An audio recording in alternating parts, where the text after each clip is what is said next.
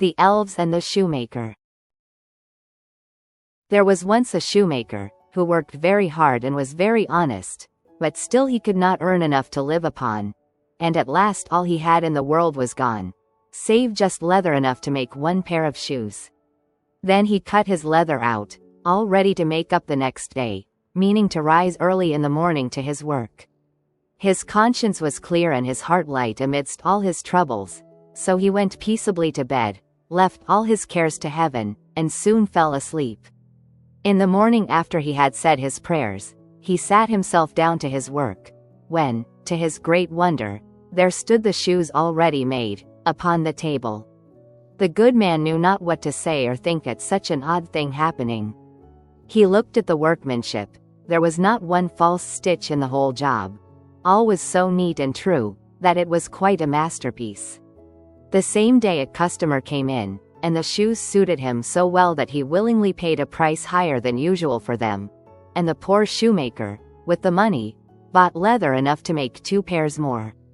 In the evening he cut out the work, and went to bed early, that he might get up and begin betimes next day. But he was saved all the trouble, for when he got up in the morning the work was done ready to his hand. Soon in came buyers, who paid him handsomely for his goods, so that he bought leather enough for 4 pair more. He cut out the work again overnight and found it done in the morning, as before, and so it went on for some time. What was got ready in the evening was always done by daybreak, and the good man soon became thriving and well off again. One evening, about Christmas time, as he and his wife were sitting over the fire chatting together, he said to her, "I should like to sit up and watch tonight, that we may see who it is that comes and does my work for me." The wife liked the thought, so they left a light burning, and hid themselves in a corner of the room, behind a curtain that was hung up there, and watched what would happen.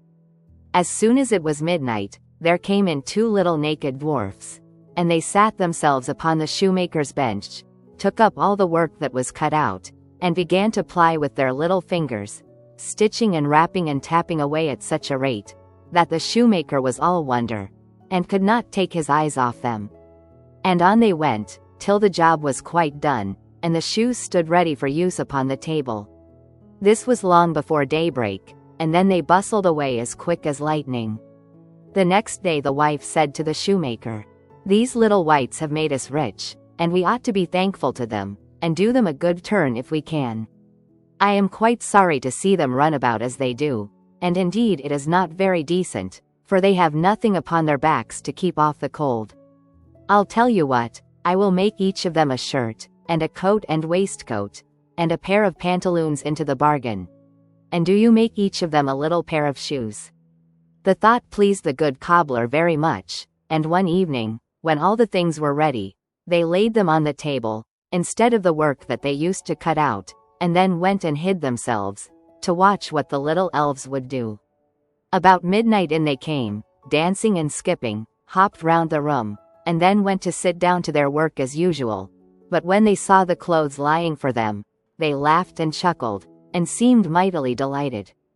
Then they dressed themselves in the twinkling of an eye, and danced and capered and sprang about, as merry as could be, till at last they danced out at the door, and away over the green.